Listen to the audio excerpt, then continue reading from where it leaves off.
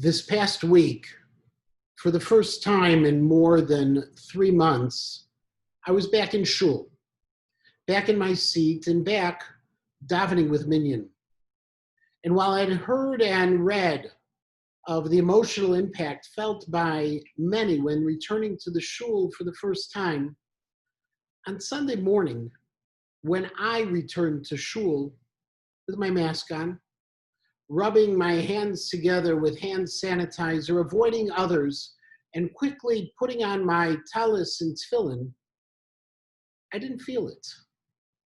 I wanted to, but I didn't experience the majesty of the moment. In fact, all that I felt was nervousness of being in a place once so very familiar, but now the source of risk, no matter how small that risk may be.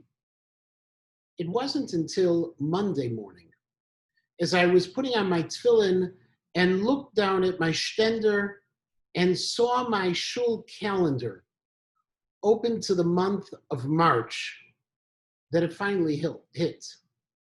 Not a feeling of gratitude or godliness that I had been hoping for, but of loss, of the way our lives have been put on hold for these past months, how our shul was frozen in time. The Sifrei Torah still rolled to the book of Shmot.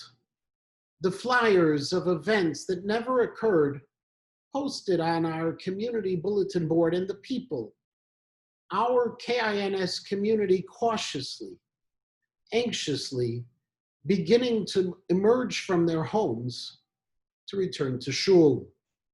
We accomplished so much in these past few months, but we also lost so much. And just as the economy will take time to recover, our community will need time to recover. But we need to slowly turn those pages of the calendar, appreciate the sacrifices we've made, not just for our own health, but for the health of our community. Stand tall against those who ignored the guidance of doctors and rabbis, and understand that part of the reason they could flaunt the rules, violate halachic dictates, and manufacture myths of supernatural protection is because we were willing to sacrifice for them. This week, when I looked down and saw my calendar, it made me stop and reflect for a moment. But then I turned the pages to where we are today, a stronger community that has suffered loss, but will emerge proud of what we've accomplished, more appreciative of what we had and what we will have once again. We are a shul that cherishes Torah, a diverse community that supports one another, a tzibur that engages generations, and a kilah with an unbroken connection to HaKadosh Baruch Hu. And we should be proud of what all that we have done, which in an unusual way is one of the lessons of this week's Parshat. As a nascent nation encountered not a physical threat, but a spiritual one, and had their lives placed on hold for 40 years. Years of wandering, years of tragedy, but also years of growth and preparation for a strong new world. How did it all begin? It was when Moshe Rabbeinu took a bold step, sending a group of men, kulam anashim, individuals of distinction and prestige, on a reconnaissance mission. Their goal was to travel through Eretz Yisrael and to report back on its opportunity and goodness, and even the challenges that had to be addressed. These men would be later known as the Meraglim, the spies, and yet when they were chosen, Rashi reminds us in the name of the Midrash Ve'otah sha'a ksherim hayu, they were worthy to be leaders, to be considered ksherim and anashim. But then, when they returned, ve'yashuvu mitur haaretz, the Torah adds, vayilchu vayavo, that they went, and now they came back. Why did the Torah reiterate vayilchu? That they went on their mission after their mission was already complete? What was the point? Said Rashi, to draw a comparison between the way they went and the way they returned. Mabi'atan be'etzah ra'ah, af halichatan be'etzah ra'ah. Just as they returned with evil intent, so too they had set out with evil intent. So what were they? Were they great men, as Rashi first noted, or were they evil from the start, as Rashi later noted? And to answer this question, let me ask just one more, an obvious one. Why these 12 men? Why did Moshe select the 12 Nesiim, the men we encountered 2 weeks ago and who proved their devotion by sharing in the dedication of the Mishkan? According to Rav Moshe Lichtenstein, the answer is that this was part of Moshe Rabbeinu's grand plan, preparing what should have been a soon-to-be future in a new land by selecting a new generation of young, up-and-coming leaders, one from each tribe. But Rav Dov Weinberger Zatzal, the author of the Shemen HaTov, disagrees and suggested something very different. He said that Moshe wanted to hear different voices and different opinions from these men who were about to travel to the land of Israel. He didn't want them to return with a consensus view, and he didn't want just one report.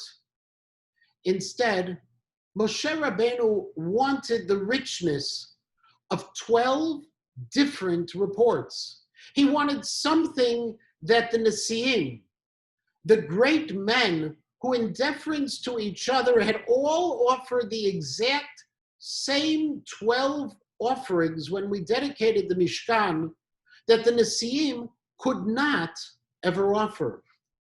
And so he chose 12 new people, Yehoshua, his disciple, and 11 others who were well known at that time, but who we first encounter in this parashah. And Moshe Rabbeinu expected, as the Barbanel notes, that when they would return, these men would deliver to him directly their report, that he would be able to hear directly where they agreed and where they disagreed, and then make the decisions of what needed to happen next. But then, these 12 men made a tragic error, deciding even before they left to prepare that consensus report, precisely the report that Moshe Rabbeinu did not want. And this is the answer to the seeming contradiction in Rashi. Because in fact, the Meraglim all did begin as ksherim, worthy men. And yet their departure began with an eitzah ra'ah, with an evil plan, that instead of Moshe Rabbeinu's hopes for diversity, they decided upon sameness, ultimately a sameness that doomed their mission even before it started, which is an important insight into leadership and into life, and a very different take on this story than most. Because great leaders do not expect all who advise them and all of those who follow them to always agree. Instead, great leaders encourage different voices to be heard, welcome challenges from their closest advisors, and then, when all of the information is in hand, great leaders choose the path to proceed, which is what Moshe Rabbeinu had hoped to receive and why he chose these men to go forth on their mission. But it's also a lesson in life and in community. Because no matter how strongly we hold on to our personal views, we need to understand and accept that others will disagree and that they too may be correct, and that diversity is a strength and not a weakness. And so while we live in an era of extremes, extreme positions, beliefs, lifestyles, and behavior, in a time when people view the world as black or white, we live in a world of color, of nuance, and of understanding, where Beit Shammai and Beit Hillel can coexist and strengthen one another, where our Masorah of engagement with others is not about convincing others, but of learning from them, and where we believe that there truly are Shivim Panim LeTorah, 70 facets to Torah, which doesn't mean that anything goes, but it does mean that we need to respect others and try to understand them. This is true not only in matters of race, but in matters of religion. There is a famous story told of the Chofetz Chaim that I've shared before, but the Chofetz Chaim was once asked, why is it that we Jews never seem to agree? We have Hasidim and Mitnagdim, Sfaradim and Ashkenazim. We have the Aguda and we have the Mizrahi. Why is it that we can't seem to just coalesce, to be united in mind, in philosophy, indeed, even within our Torah-observant community? Thinking for a moment, the Chofetz Chaim responded as follows. He said that the great and mighty Tsar has a great and powerful army. Serving in this army are soldiers of the infantry, cavalry, artillery, and all of these special forces. Each has its mission in war, its expertise. Without these diverse units, the war could never be won. But when these diverse groups pool their separate, unique talents, the Tsar is victorious. So too, he suggested, is the struggle for Jewish life. For while we all agree on what is core and what is vital, there are many valid halachic ways, different misorot, to express our devotion and connection with God. There isn't, and there never has been, just one. Because to create the tapestry of Jewish existence, we need to celebrate our differences. And to defend the honor of Torah, we need to bring together those with different strengths, different talents, and even different misorot. And therefore, we all are needed to create a strong, vibrant Jewish community. The sin of the Meraglim was their diba ra'ah, the defamation of the land of Israel. But the reason that that sin occurred is that they began with an eitzah ra'ah, with a decision that everyone had to share in the same voice, instead of celebrating the multitude of voices that creates the ultimate harmony of a great, strong Jewish people. Shabbat Shalom.